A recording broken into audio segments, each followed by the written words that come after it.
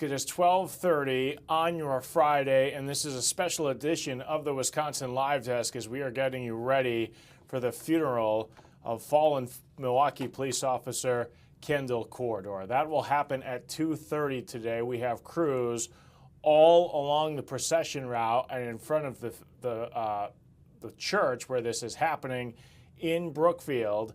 As we are getting you ready again for this funeral, there are hundreds of police officers who are making their way into the city right now as we're taking live pictures now from along the route and near the cemetery where this procession will end. But you can see all of the American flags that are right now along the route. There's a live picture from Elmbrook Church.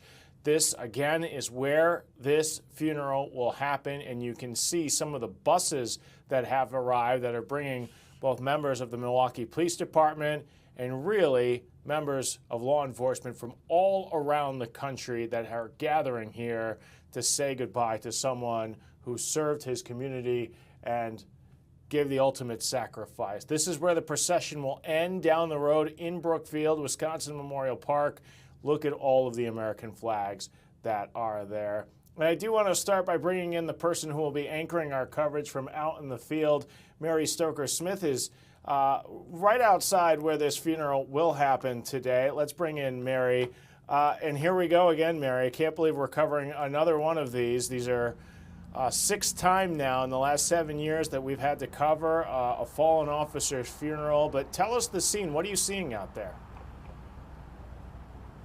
Well, good afternoon, Ben. As you said, these services that are open to the public started at about 11 o'clock today, and the funeral will start promptly at 2:30 today. So right now we are seeing more and more cars coming in, as you can see behind me there at Elmbrook Church. I'm going to step aside there so you can see this scene, just a really reverent scene. We have seen this before, where you see the flag there draped, and so the cars that are coming in, the procession there, are greeted with that really reverent scene.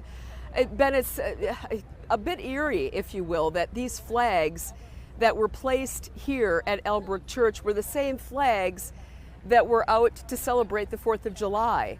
They decided to leave them in place for this event today, and we're getting some waves here from people just going by. But people are coming here, of course, piling in, and you can see those flags. They've remained here since the 4th, and they've added to them. They wanted that to be the message, the greeting, that we are here to commemorate a life. We are here to honor a fallen officer. And again, as I said a little earlier today, the juxtaposition that here we go from a celebration on the 4th 1 week ago to today, a time of mourning and a time of grieving and remembering this 32-year-old police officer who dedicated his life to keeping so many safe. As you can see, though, behind me, the cars keep on coming in, and the scene, I would say, and the mood is somber. It's somber, but it's one of reverence, where people are just coming to pay their respects and ultimately hearing that message that we've heard over and over again from elected officials, from fellow police officers, saying, what we need right now is your support by saying thank you. We need that emotional connection for you to know that we are out here for you. So a lot of people just lining the street here just to kind of tip their hat and say thank you to these officers who put their lives on the line every day and who will still, after today's services, have to go out to their shift to protect, go into the neighborhoods, the neighborhood where Officer Corridor was killed, to serve another shift. And so it's just a reminder of the dangers that they face, but also it's refreshing, if you will, to see so many community members coming out and say thank you for the work that you do every day. Mary, can you walk us through the timeline here, because visitation is underway as we speak right now, but can you walk me through what we can now expect in the hours to come? You bet. So the visitation, again, this has all been open to the public, started at 11 o'clock. That will end at 2 o'clock, and the funeral service will start at 2:30. Here's what we can expect, because the funeral services, all the announcements and the lineup was made yesterday, but they asked that we hold off until now, the Milwaukee Police Department, in making this public. Once the funeral service starts at 2:30, there will be a welcome and a prayer by Pastor Kyle Fryer of Elmbrook Church. And then from there, there'll be a musical selection. This is what the family wanted. This is what they wanted to celebrate Officer Corridor's life. And it's going to be total praise, Christian Faith Fellowship praise and worship team. And if you've ever heard the worship team, it's something to hear.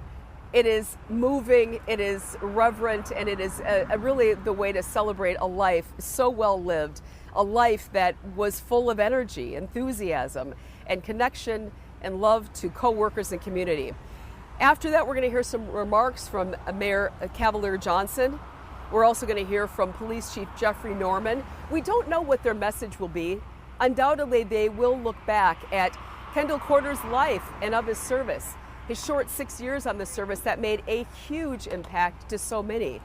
We have heard from so many of his colleagues that have said, this guy was, their words, the real deal. He always showed up ready to go. He always showed up with a smile, and he was there to really make sure that everybody else feels important and feels good.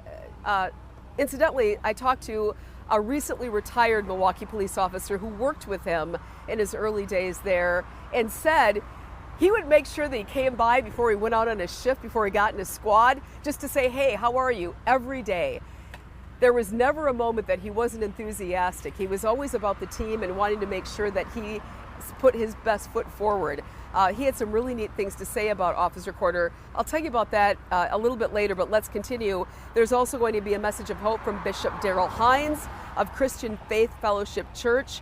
And then there's going to be more music after that. The Great Name Christian Faith Fellowship Praise and Worship team will start to round things out. And then we're going to have a message from the Milwaukee Police Chaplain, George Papacristo, and you can imagine what he's going to say.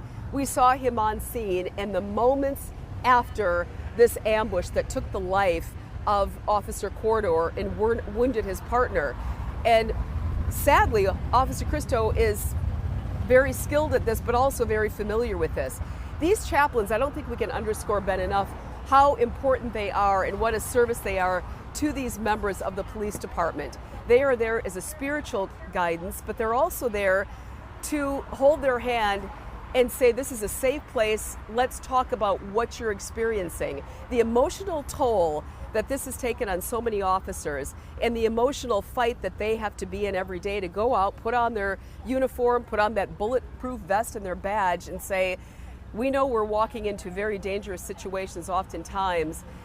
They need support for that, and nobody better to do that than Papacristo, who has been at so many of these moving tributes and have been to scenes where an officer has lost his life moments afterwards. It's so important to them to have clergy on their side and to have prayer and to have hope and to have faith during these times. Yeah, so this will be a very moving service. Yeah, people really lean on the services that Papacristo does for the Milwaukee Police Department. And Mary, the support that the Milwaukee Police Department is getting once again from officers from around the country. Unfortunately, you and I have covered several of these now, and the procession that will happen after this funeral service is a sight to behold. Hopefully the weather will cooperate here as we're watching that as well this afternoon. But we're talking hundreds of police officers will arrive and they'll be in their squad cars, and there will be a procession immediately following this funeral. They're expected to be between 300 and 500 cars. And as we heard yesterday, there could be more than 2 people in the car, at least one, but they're thinking about 1,000 to 2,000 people total. So if you've got 300 to 500 cars that have come in from not only southeastern Wisconsin and every corner of Wisconsin, but every part of our country. We're talking about a large police department from New York. Many members of that police department are here in southeastern Wisconsin. They got to the Milwaukee area, in fact, yesterday and days before that. But we're talking about as far away as Texas, California. There was another officers coming in. We heard from the Carolinas.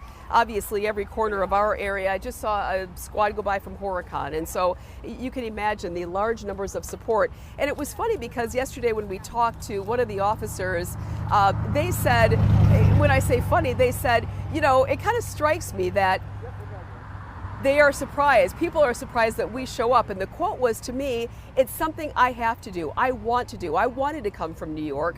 When people know that we are here, they say, I can't believe you're here. And he said, no, no, no. This is another brother in blue. This is another sister in blue. We have to be there for each other because nobody knows what it's like to put on that uniform and to head out into the streets and protect the community like you do. He says that all these stories come fully together where they share in this camaraderie. They're not only here, of course, to honor and to remember Officer Corder, but also to honor what they do for the community. They know this is a dangerous job, and they know that they have a connection and a camaraderie that nobody knows what it's like but them.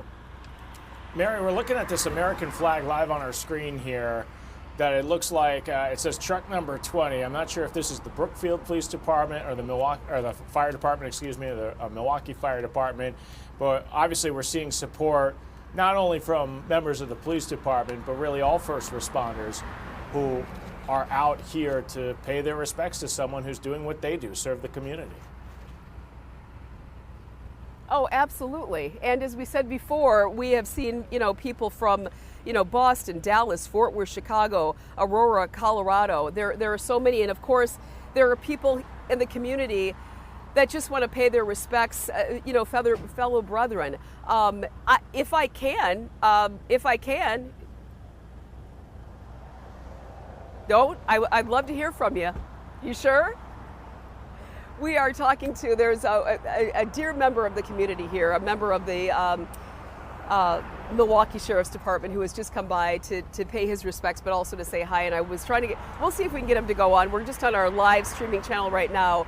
But as a member of the law enforcement community, he knows all too well the dangers that these officers face every day. But more importantly, coming here today to pay respects, to show the family and to show fellow officers, we are here for you. That's what so many of them have done today. And we're just seeing a different shot here, even down at the cemetery where this procession will end there today. As you just see all of the American flags.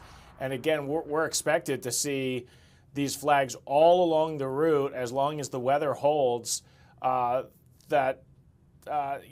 are going to come out. And this is a chance, Mary, really for the community to come out and take a moment and thank the officers all throughout our communities, to say thank you for what they do every single day. Sam Kramer was talking to a police officer last night in town from New York City who says this is a difficult job, and that is why he needed to be here to pay his respects, Mary, because they understand, everyone who wears that uniform knows this could be them one day just because of the dangers that they face that honestly the rest of us don't have to face on our everyday job. Yeah, I was just kind of looking at some notes. I was talking to a retired Milwaukee police officer yesterday, Ben, and he said, you put on that vest, right, the shield as he called it, you put on your bulletproof vest as tight as you can, but you got to remember that if there's any movement, there are areas that a bullet could penetrate that vest, and they know that.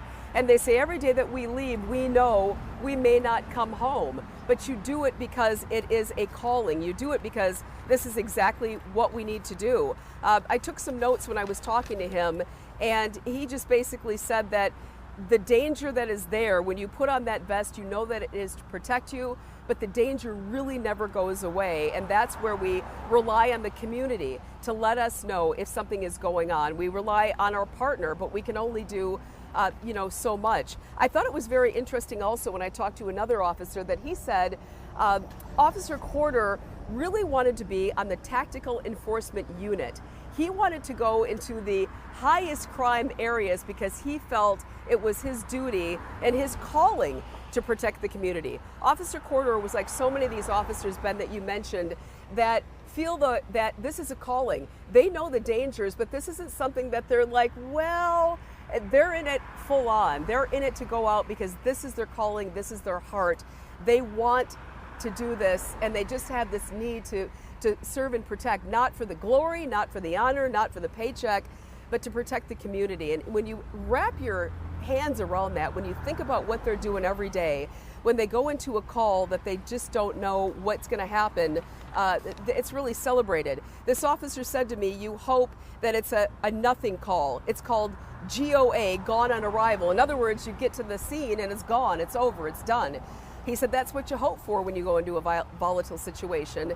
But oftentimes, sadly, it isn't, as we saw the night that Officer Corder and his partner were ambushed there at 25th and Garfield that Thursday night, June 26th. Yeah. Mary, appreciate you coming here on the Wisconsin Live Desk. I know you're anchoring our coverage all evening long, all this afternoon as this funeral is happening.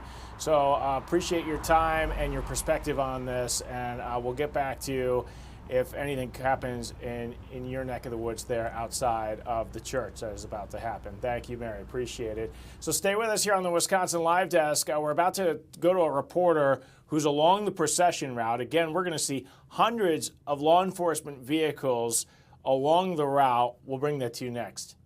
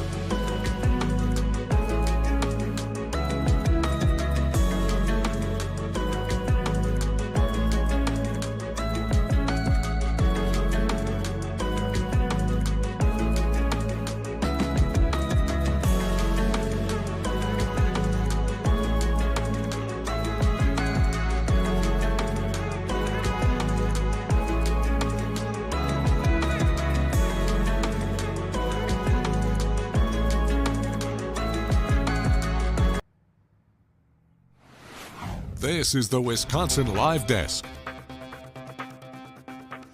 Ben Haleman here from the Wisconsin Live Desk. We're getting you closer to the funeral of fallen Milwaukee police officer Kendall Corder, shot in the line of duty with his partner when they were responding to a shots fired call. It turned into the worst possible scenario as two officers were struck.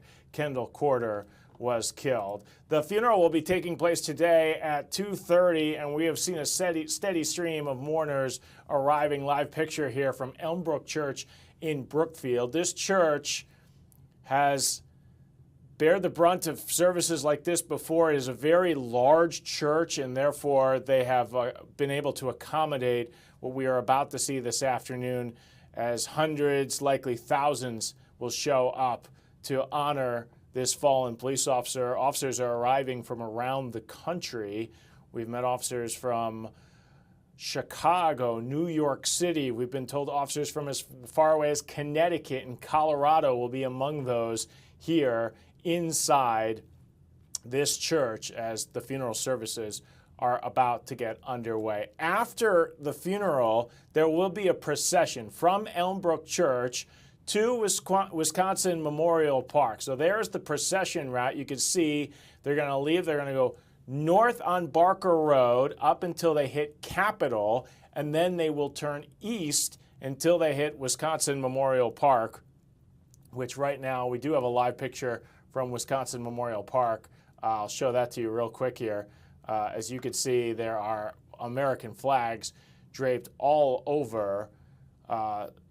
the cemetery grounds right now, and as Mary said, these were actually put up for the July 4th holiday, and they've kept them up, sadly, needed now to honor this Milwaukee police officer. We do have reporters all along the procession route, as well as at the cemetery and at the church. I want to bring in Ashley Sears. Ash, I know you're along the procession route. Where are you? Yeah, we are at Barker Road and Capitol Drive in Brookfield. The procession will pass through here after that funeral ends. On the way to the cemetery, the hearse will be joined along with several other law enforcement vehicles from throughout the country and make their way from Barker Road here. They'll head north on Barker Road and then eastbound along Capitol Drive to Wisconsin Memorial Park. Now, traditionally, people will line the street as the procession passes, and we're still a ways away from that happening. We haven't seen anyone out here just yet. And while no one is set up, I'm going to have Mike pan over here. We're outside of a Toyota dealership in Brookfield. You do see there are some signs out here. The thin blue line flag along with some other American flags on the vehicles out here were set up. And this procession is expected to start sometime between 4 and 5 o'clock today. We expect to see the community gathering out here in support of that fallen officer. And Ash, I mean, unfortunately, you and I have covered many of these now, and just the sheer number of officers that are arriving as we speak right now and going to the church, it's incredible. We're expecting hundreds of vehicles to a point where once, in the past, once that hearse made it to the cemetery, some vehicles still haven't left the church. That's how long we're expecting this procession to be this afternoon, correct? Yeah, and it's always quite a sight to see and very emotional. It's like everything becomes quiet. Everyone sort of takes a pause as the vehicles pass. And I've been at the start of these processions, and they are incredibly long. As you mentioned, by the time the hearse arrives at the cemetery, oftentimes law enforcement vehicles are just leaving Elmbrook Church there. A lot of people want to be involved. A lot of people want to show their respects, and it's a very somber thing to see. We're learning more about Kendall Corder, too, throughout these days since this shooting happened about 2 weeks ago. A guy who spent his teenage years in Cudahy, as you're seeing some of these pictures. Ash, this morning we saw another procession that happened from the funeral home, and it went to the church. But what you see, which has really happened from the beginning of this shooting, when Kendall Corder was rushed to the hospital, and then from the hospital to the funeral services, there are officers by his side and will be by his side until that casket is laid down into the ground. Yeah, that's exactly right. It's very emotional, and oftentimes these officers are traveling from around the country to be a part of this. They say it's important. Strangers lining the street who just want to pay their respects to the fallen officer. There was video right there of the procession that happened this morning as they were arriving at Elmbrook Church, and you could see that giant American flag. You see all of the Go Right Way buses. That would be members of both law enforcement as well as family members, but just a lot of people will be showing up here. And Ash, a lot of people from District 2. This was an officer who served in District 2. The shooting happened in District 3, but I would assume a lot of people from that police district will be at the funeral today as well. Yeah, and that often is important for them just to be there. This is a friend, a colleague, family, it feels like, and they want to be there, be a part of that, to say goodbye to their close colleague. Ashley Sears reporting for us here on the Wisconsin Live Desk. I appreciate you being here, and I know we'll have your camera and we'll see the procession happening as it does as you're along Barker Road, as this procession will head your way in a few hours from now. Appreciate you being here on the Wisconsin Live Desk, Ash. Thanks. All right, as we continue here, again, we're getting you ready for the funeral, which will begin at 2:30, and we're going to bring this to you live. And we do have special coverage that begins at 1:30 from the Fox 6. So we'll be both right here on your Fox local app as well as on air as well. I'm going to take a quick break here. I've got another reporter who's in the field. Bowen Kudrovich is out there, so stay with us. You're watching special coverage here on the Wisconsin Live Desk.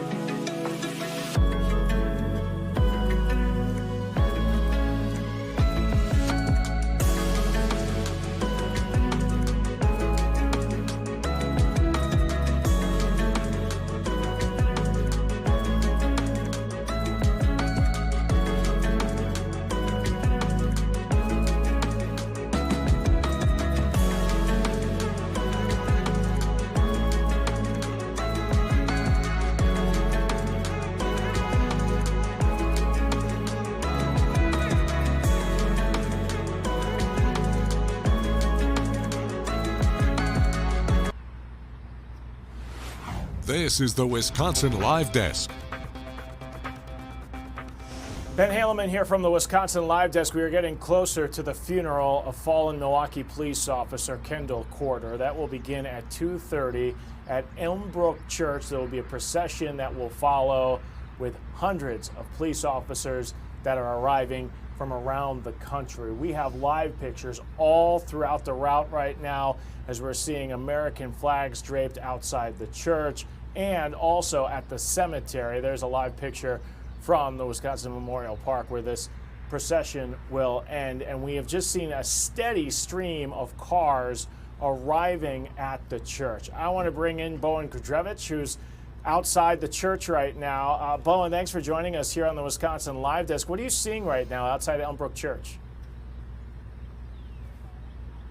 Hey, Ben. Yeah, actually just moments ago, we took a drive to the back of the church and to this parking lot in the back there. I'll tell you, this parking lot is absolutely filled with cars. Now, media, we have been stationed to go to the park next door to the church here, but in that parking lot, it's absolutely filled with cars. And now we've been kind of seeing people that have been walking by the cars and even talking with some people who came to offer their condolences for Officer Corder. One of the people that we spoke to, his name is Timothy Nelson, and he's from Oak Creek.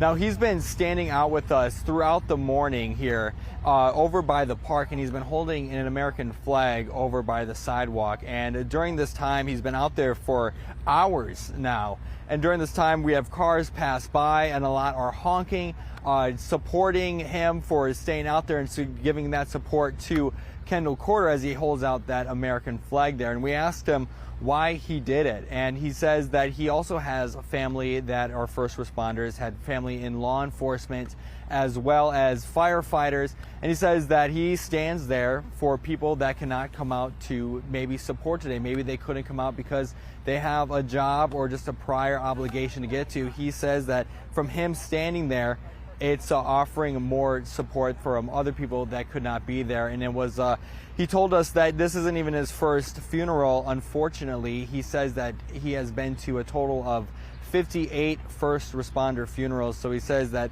coming to these is something that he really wants to do, and to support people in, whether that be law enforcement or any type of other first responder agencies. We've also been talking to other people as well.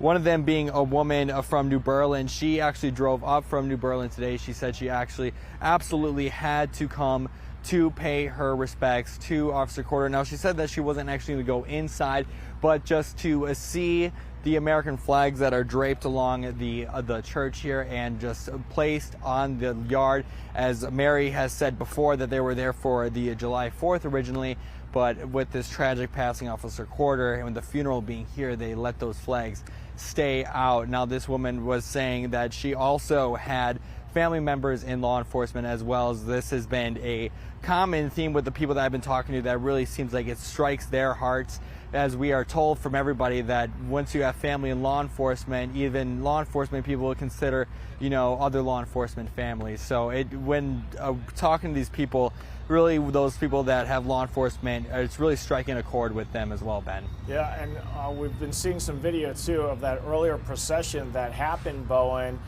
This is a live picture as, again, more people are arriving here at the church. We just saw that steady stream of more law enforcement vehicles head in. But Bowen, earlier today we did see another procession from the funeral home to where you are, and Ashley was talking about this, that this officer, from the minute this shooting has happened, those officers have not left the side of Kendall Corder as he's moved now to the church as visitation is underway.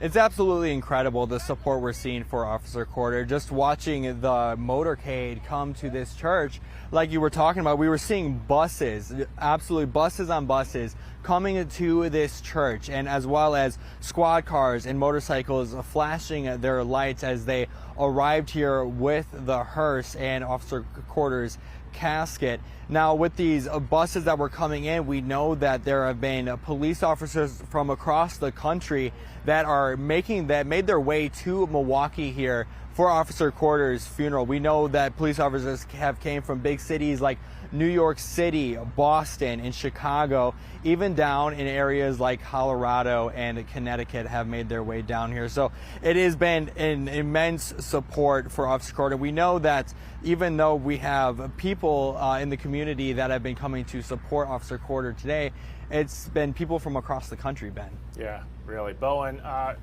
appreciate you giving us your perspective and what you're seeing out there. As you said, the parking lot's already full and more vehicles are arriving. So appreciate your time here on the Wisconsin Live Desk. As Bowen right there at Elmbrook Church in Brookfield. Well, stay with us here on the Live Desk. We're going to get to Bria Jones. She's at another point along the route near the church there, and she is talking with some people out there. We're going to hear from her next.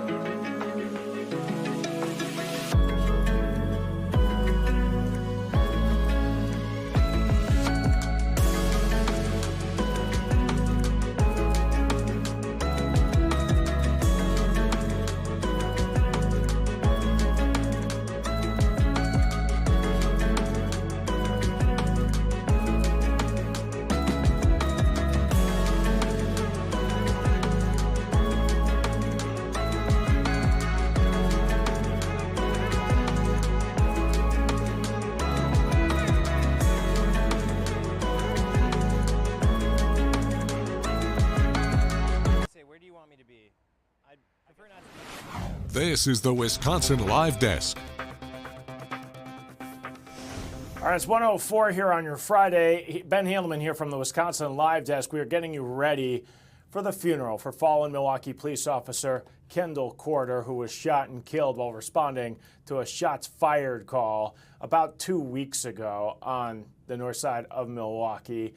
And here we go. We're seeing really hundreds of law enforcement officials arriving at the church. There's a live picture. You can see a giant American flag from the fire department is greeting all of these mourners as they arrive, both family, friends, fellow police officers who worked with Officer Kendall Corder, and then law enforcement from around the country, from New York to Colorado, Connecticut, and beyond, Texas as well. Just some of the officers that we have seen arrive there today. Quickly, here's the procession route. This is what will follow the funeral services. They will go from Elmbrook Church up to Wisconsin Memorial Park. So they will go north on Barker Road.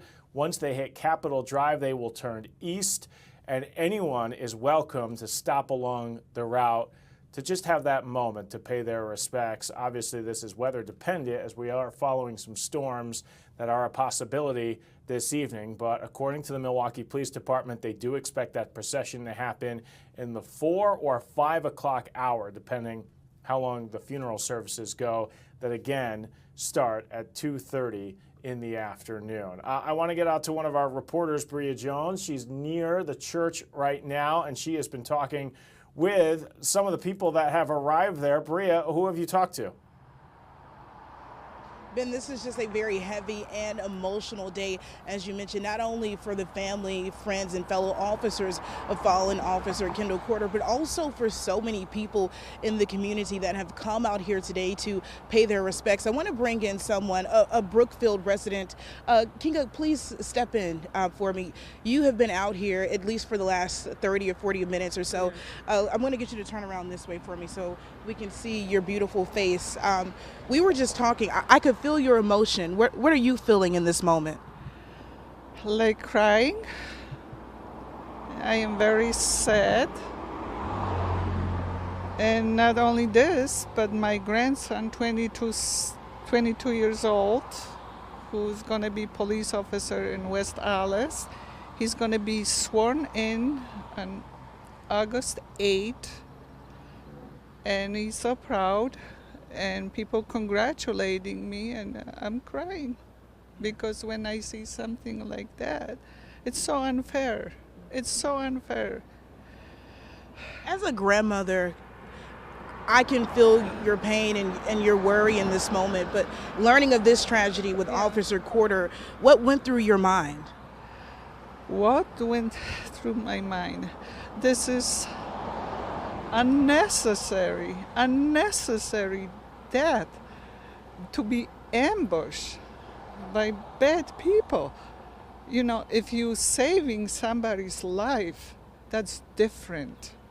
But like this, in Ohio, if I remember, 2 firemen ambushed, then my gosh, what they can do, what the police officers can do. They're going to save people and they're getting killed.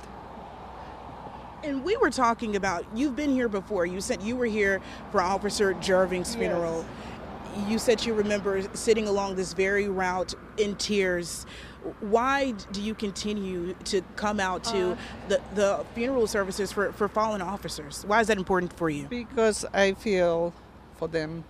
And we need them. But I don't think I would want my son to be. I don't want my grandson to be. But we need them. Yeah. I echo your sentiments. Police officers, we do need them. They protect, they serve this community. Absolutely. We need them. And this is, I couldn't sleep. I know you said today it was hard for you to even eat. I think you said you haven't ate anything yet. No, but that's good too. How does something like this, because we could say, this happened in Milwaukee, but again, we have you are a resident of Brookfield here where we're having the funeral service today, but it's reached you. What do you think that says about just the magnitude of what we have experienced? Because I live close to Barker, and I'm seeing those processions probably too often, too much, too many, too often, because they go into the big church. I remember the 2 years ago, right? When the parents were talking and speaking, and I don't know how you can live through something like that. Well, thank you so much for your time, Kingo. Just one last question. When Officer Corder's casket leaves out of this church and it passes by you, what will you be saying a prayer? What will be going through your mind in that moment? I'm going to be praying for him, our Father. And my grandson, he always got prayer, God's prayer on his neck. Very religious. I don't know. Well, thank you so much. Pray for him. Thank you so much for sharing with me, Kinga. Prayers and thoughts for you and as well as your grandson as he's preparing to be sworn in as a West Dallas police officer. Thank you so much for your time. But Ben, this is just the emotion that we have been seeing since Officer Kendall Corder was shot and died days later. This community, so many people, they are just hurting. They are in pain that we have lost the life of someone who we've heard from family, friends, from Police Chief Jeffrey Norman. Kendall Corder knew that he wanted to be a police officer. This was a job that he loved, and he wore that badge with great honor.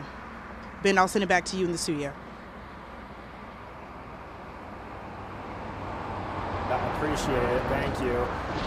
So, yeah, we are getting ready. We're just, again, 2:30 is when this funeral service will happen. And we're just, you could just feel it from the people that are out there in the community. I want to bring in Sam Kramer, who is also along the procession route, and just get his perspective. Sam, thanks for joining us here on the Wisconsin Live Desk. Where are you, and what are you seeing out there? Yeah, hi there, Ben. We are across the street. The folks at Tramka Funerals and Cremations have allowed us to set up shop in their parking lot looking across the street at Wisconsin Memorial Park. This massive cemetery is going to be the final resting place of fallen Milwaukee police officer Kendall Corder. You noticed all the American flags there. Staff told Fox 6 earlier this week that they had actually planted those for the 4th of July for Independence Day, as a lot of veterans and fallen officers are buried here. They decided to leave them in as it's a powerful symbol for what is going to happen in the next couple of hours. So far, you can't really tell beyond the flags that anything specific is going to be happening here today. Capitol Drive is a very busy street and traffic is still flowing behind us right now. Brookfield Police Department is expected to block off eastbound on Capitol Drive to allow session. Tell us they expect anywhere between 300 and 500 vehicles. Again, a lot of them squad cars from Milwaukee Police and the family to be involved in that as well. And if you're doing the math, they expect at least 2 people a car, if not more. So they said that this procession could include as many as 1,000 to 2,000 people. A very strong showing of support. We reported on air last night there are officers here from out of town to just kind of provide that support from people that do the job, that know the job. Because as they often say, you can think you know what it's like to be a police officer, but you just don't know until you actually wear that badge, get in the squad, and get called into service. So right now it's quiet, it's calm. A lot of funeral homes prefer it that way. But really, again, as you mentioned, sometime between the 4 and 5 o'clock hour, could be closer to 5, that according to Milwaukee Police. That procession will leave Elmbrook Church. It's 9 miles. They'll make it here to Wisconsin Memorial Park, where the family of Officer Kendall Corder has asked for a private committal service. So again, that procession, ideally, we're thinking is going to pull in here, and eventually the family will go one way, and the rest of the procession will go the other way, for them to have those private moments to say goodbye here, again, before Officer Corder is laid to rest. And Ben, I do want to note one more thing. The folks here at Wisconsin Memorial Park are actually have this space in a granite crypt for Officer Corder, and it's actually donated free of charge. They do this anytime a public employee in the public safety space, so firefighter, police officer, sheriff's deputy, you name it, anytime they are gone, killed in the line of duty, they offer this service as a thank you to kind of pull some of the costs that come up with a death like this that are certainly unexpected. So it's their token of appreciation to the family for all of the service and the sacrifice that Officer Kendall Porter provided, again, until his end of watch late last month.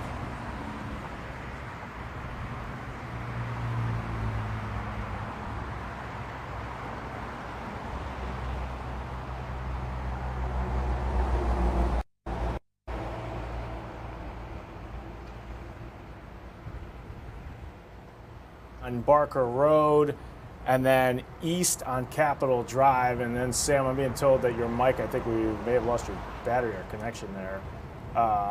Although I'm still getting levels here. But anyway, so there you can see. So if you if you are along, Capitol Drive is your normal route in the afternoon, especially during rush hour, or someone that is their normal route, you might want to give them a heads up too that they are again going to close down both Barker Road and Capitol Drive for an hour or so, depending how long the procession takes. And again, it could take a very long time because we're talking as many as 500 law enforcement vehicles. They've come from all over Wisconsin. They've come from all over the Midwest. Sam, I want to ask you again, if we do have your microphone, because I thought it was so interesting. Last night you had talked to some of these officers that had arrived from very, very far away. They wanted to be here today. Yeah, so we actually reached out to the 25 biggest police departments in the country by phone call, by email, and just to see who was coming. And then we determined that a lot of times, sometimes they don't actually come on official police department business, if you will. They take time off, and this is all voluntary. And I found that there is this nonprofit, the Brotherhood for the Fallen, that was founded in Chicago back in 2010. And the basis of that was a kind of cluster of Chicago police officers went out to California in support of officers there. I believe 3 of them were killed in an incident, again, back in 2010. And they did not anticipate perhaps the impact that their arrival from Chicago out to California would have on the mourning police officers, on their family, on the community, and on near agencies that were just so moved that departments across the country were witnessing what was going on, were feeling for them, and were willing to travel so far to provide that support. What we found is that this nonprofit now has 10 chapters. None of them are in Wisconsin, but I know that I believe 5 or 6 of them are actually sending officers, both active and retired, to Milwaukee, to Brookfield, to be here for this funeral today. Yesterday we spoke with an active New York Police Department, or excuse me, NYPD, New York City Police Officer Max Rodriguez, and he said, you know what, people get so moved when they see me show up with my NYPD badge, the patch on my shirt, and I don't see it that way. He said, I feel that I have to be here, but more so I want to be here. We want to show that the biggest police department in the United States is willing to travel, is willing to send its rank and file to an instance like this, where, looking at Milwaukee compared to NYPD, Milwaukee's 1,800 sworn officers, NYPD is well over 80,000. Just kind of wrap their arms around a department that is mourning. We've talked about it almost ad nauseum. Officer Kendall Porter is the 6th officer to die within the Milwaukee Police Department in the line of duty in the last 7 years. That is a substantial loss. And actually, talking to some retired police captains from the Chicago Police Department, they assume that this department, that the men and women that wear this badge are struggling. We'll probably see it today. What we don't see is in the weeks and days ahead, after the funeral, after all of the honors and procession today, when they are still grieving that loss, when they're on a call and it may trigger a memory of Officer Porter, and he's not there. He's not going to show up on the radio. He's not going to show up on that call with them. And it is incredibly difficult to get through that process because it really is like family. So they are so intent on being here to say, look, we are your family. We wear the badge. We understand what it means to sign up for this service. And their families as well understand what it means to sign up and say goodbye to that loved one that goes out the door with their badge and their service weapon. You don't know if they're going to return at the end of the day. And that's an unfortunate reality. They also said one thing, Ben, that didn't make it into the story, but I wanted to say, they make connections. These officers that come from out of state, out of town, they make connections here, listening to people, listening to their grief. They share stories. And the sad reality is, a lot of times when they depart, I'm talking about the out-of-state officers, they say, we'll see you again. And the sad reality is that officers from other departments will die in the line of duty. That's the reality in this country. And the connections that they form strengthen a bond that they, if they had it their way, would never have to do. The matter is, they will. And those connections actually prove valuable in other departments deal with a loss like this, to know that they're going to have support that was there for them. They'll be able to provide it somewhere in the future. Yeah, that is chilling that they kind of know that, and powerful. Sam Kramer, appreciate you being here on the Wisconsin Live Desk, and your coverage will continue in our special report that starts in about 10 minutes, both on air and right here on your Fox local app. Sam, appreciate it. So we're getting closer here now to, once again, this 2:30 funeral for Kendall Corridor as the community is getting ready to say goodbye. Stay with us. Our coverage continues here exclusively on your Fox local app.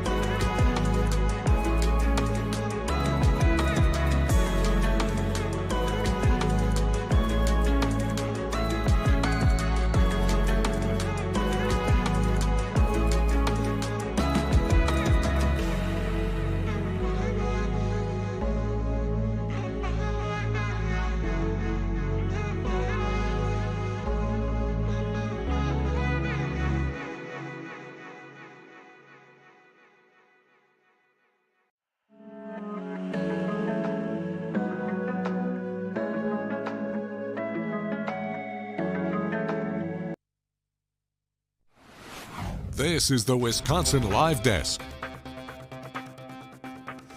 Ben Handelman here from the Wisconsin Live Desk. We're less than 10 minutes away now from our special coverage that will continue both on your Fox local app here as well as on television on Fox 6 and our YouTube channel as we're getting you ready for the funeral of fallen Milwaukee police officer Kendall Corridor, who was killed about 2 weeks ago responding to a shots fired call.